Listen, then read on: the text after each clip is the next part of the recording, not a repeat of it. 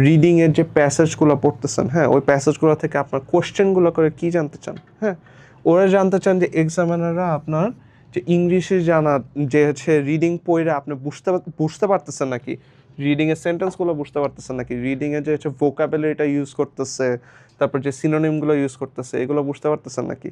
আপনাকে যখন এই সিনোনিম দিয়ে কোশ্চেনে আটকানোর চেষ্টা করে তখন ওইগুলো কি আপনি বুঝতে পারতেছেন নাকি, এগুলো হচ্ছে আপনার এক্সামিনার জানতে চায়। দেখবেন যে তারা পরীক্ষা করেন যে আপনি কতটা স্মার্টলি পড়তে পারেন, কতটা স্মার্টলি পড়ে কত তাড়াতাড়ি আপনি আনসার করতে পারেন। হ্যাঁ, টাইম লিমিটটা দেওয়ার কারণই এটা, যে আপনি এত বড় প্যাসেজটা থেকে কীভাবে ইনফরমেশনটা পুল আউট করে আপনি এমসিকিউগুলো কত তাড়াতাড়ি আপনি দিতে পারতেছেন। 15 মিনিটের যে টাইম লিমিটটা, দেখবেন যে হচ্ছে রিডিং পড়ার পরে যদি বড় প্যাসেজটা পুরোপুরি রিডিং পড়েন, যেটা অবশ্যই রেকমেন্ডেড না, পুরোপুরি রিডিং পড়লে আপনার 15 মিনিট আরও অনেক বেশি লাগবে।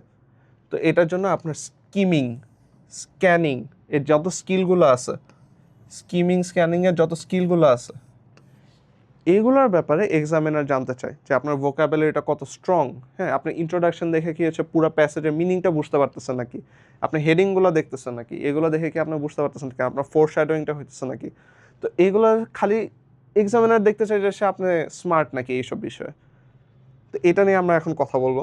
চলেন আমরা নেক্সট স্লাইডটাতে যাই। তাদের সবচেয়ে বড় সিক্রেট, আইএলস রিডিং হলো সার্চিং টেস্ট।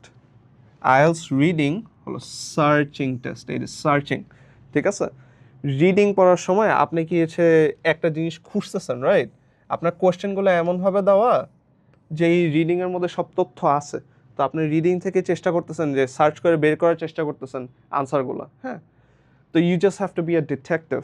আপনার ডিটেকটিভ স্কিলগুলো যত ভালো, যত আপনি হেডিং দেখে বুঝতে পারতেছেন যে কাহিনীটা কী নিয়ে, ততই আপনি দেখবেন যে হচ্ছে তত তাড়াতাড়ি আপনি আনসারটা বাই করে ফেলতে পারতেছেন। হ্যাঁ, কিওয়ার্ডগুলো যদি বাই করতে পারেন, যে কিওয়ার্ড কী আছে, যে হচ্ছে নাম্বার আছে নাকি, ওর হচ্ছে নাম আছে নাকি কারো, বা হচ্ছে হয়তো ক্লাইমেট চেঞ্জ নিয়ে কথা বলতেছে নাকি 1989 নিয়ে কথা বলতেছে, নাকি হচ্ছে একটা বিজনেস অ্যানালিস্টের 10 ইয়ারে যে 10% ইনক্রিজ হয়েছে এগুলো নিয়ে কথা বলতেছে।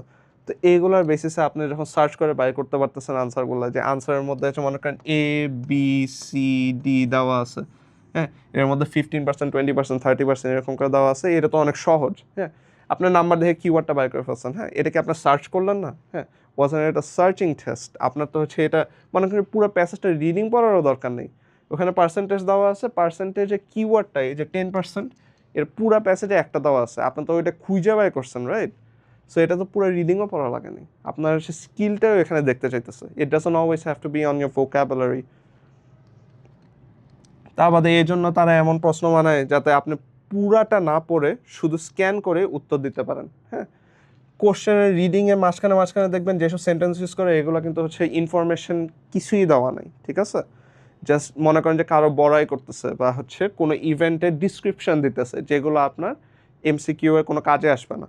আপনার খালি কাজে আসবে যে ইনফরমেশনগুলো, যে কিওয়ার্ডগুলো, যে সেন্টেন্সগুলো আপনি বাই করছেন আনসারের জন্য, ওই সেন্টেন্সগুলো আশেপাশের সেন্টেন্সের কনটেক্সটগুলো, তো ওই কনটেক্সটের বেসিসে দেখবেন যে আপনি রিডিংয়ে আনসারটা দিতে পারতেন।